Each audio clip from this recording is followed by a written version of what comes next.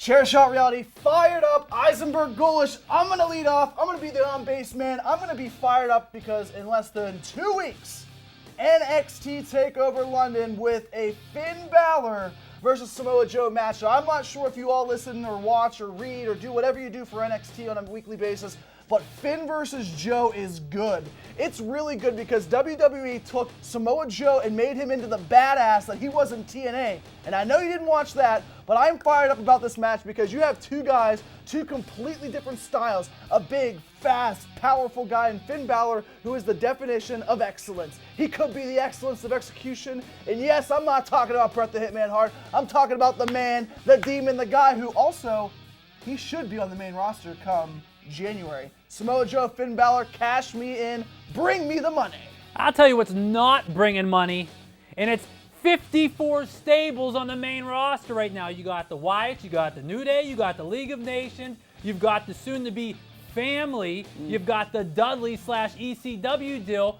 You have so many guys that are all in stables. That's 18 guys of your roster in stables. What's it going to do? There's about 3 guys out there that aren't on a stable. Dolph Ziggler, Kevin Owens, and Tyler Breeze. Yeah. And you're going to hard pressed to find any more than that. So we're going to go #stable revolution.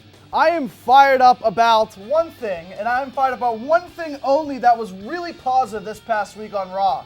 Whether you love him, whether you hate him, Sheamus is the definition of an old school heel. Nobody cheers him. Nobody cares about him. That's what he's supposed to do. You're not supposed to cheer for a champion. You're not supposed to cheer for a guy who is a badass, a villain, a guy that tries to piss off the crowd on a weekly basis. I like Sheamus as champion because he's old school. The only thing that I fear for Sheamus as being a champion is do not become boring, because that's the worst word you can become when you're a champion. And let's face it, guys, it's December, and like LeVar said in part 1 of CSR, if you haven't seen it, go back and check it out. This is all about WWE's taking time off when they're not really taking time off. Sheamus as champion is fine for now. Come January, you will see a completely different picture heading into WrestleMania 32. Mohawk or slick back? I like the slick back, man. Slick he looks back. good. Slick back, had that suit on. Okay, just wear green all the time. The corporate arse, we're going to call him here. And we're going to have another hashtag for my second fired up, and it was the Diva Revolution. It just seems like now it's the Diva Dissolution. It seems like they're disbanding the Divas, even though you still got Team Bad together and Brie and Nikki. And listen. You got heel Charlotte. What don't you like about heel Charlotte? Just like you're going to do with the 54 stables on the men's side of the roster, you've got the 3 women's stables. You need to break it down, start over, 2 or 3 spots in a show for the Divas. Don't pack 9 Divas into 2 segments. Pick your 2 best girls, have them in one, take a tag team, put them in the other. Diva Dissolution.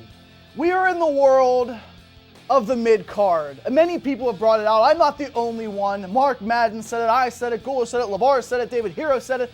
Everybody said it.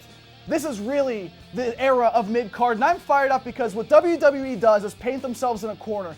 You bring a guy up on the main roster, whether it's NXT, whether it's a guy that's not getting much on SmackDown but gets a bump up on Raw. These guys are winning, but then they're losing, but then they're winning again. What are you going to do for mid-card guys who don't get the exposure weekly, but when you give them the exposure, all they do is trade wins and losses? That's your problem. You don't have a guy coming in dominating, but then you do like a guy like Rusev. But what happens to Rusev? Instead of Rusev really getting a big push last year, and this past year he breaks up with his girlfriend, he starts crying, he loses to John Cena at WrestleMania 31.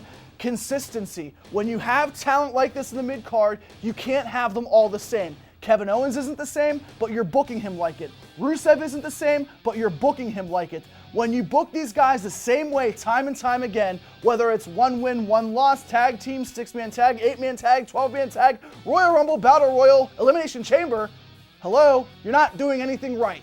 I'm fired up because mid-card should be good and should elevate them to main event stars, not keep them at 500. And for as boring as Raw has been and Raw continues to be, I've got one thing in the back of my head.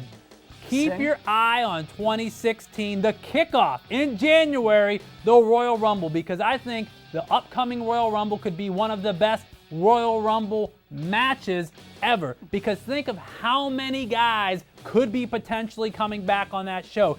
Do you have Brock Lesnar enter the Royal Rumble to try to win and go on the WrestleMania? A return of John Cena? How about Daniel Bryan? There's more and more. Imagine Sting being in his first Royal Rumble. Oh yeah, and if you want that face-to-face with Sting and Undertaker, have the dead man come out at Royal Rumble. Get them face to face right there. Not final two, but get them together. And at the end of the day, the Royal Rumble is going to prove to be the kickoff of 2016 and hopefully great things to come in the WWE. And at the end of the Royal Rumble, maybe The Rock comes out since he can't be at WrestleMania because he's going to be in a movie. Listen, buddy, money talks. Maybe he'll come out not to hit you some mail. Maybe he'll come out to do a little, to hit the Quan. Maybe, did you see him hit the Quan? Yeah, not that, though. That's not he hit the Quan. He hit the Quan. I don't know. He hit the Quan. Whether it's The Rock, whether it's the League of Nations, wait, that's next. Coming up next, we bring LeVar back in. Chair Shot Reality, the League of Nations, not the Nation of Domination. Stay tuned.